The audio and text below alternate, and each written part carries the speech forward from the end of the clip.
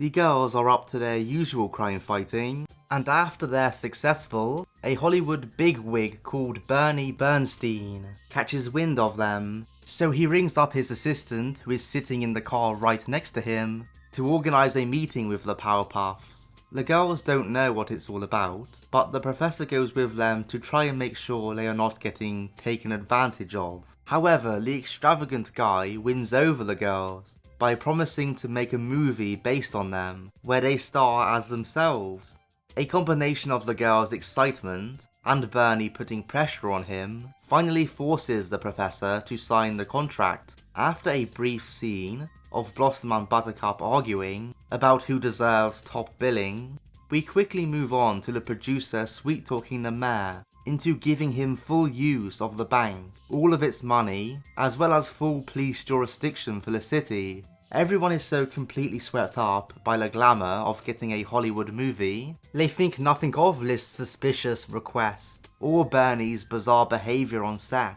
The professor gets fed up of Bernie talking down to his girls though, so goes looking for him amongst the many trailers. After finally locating him, he overhears Bernie saying the whole thing is a scam in order to steal the bank's money, and there's not even any movie to begin with.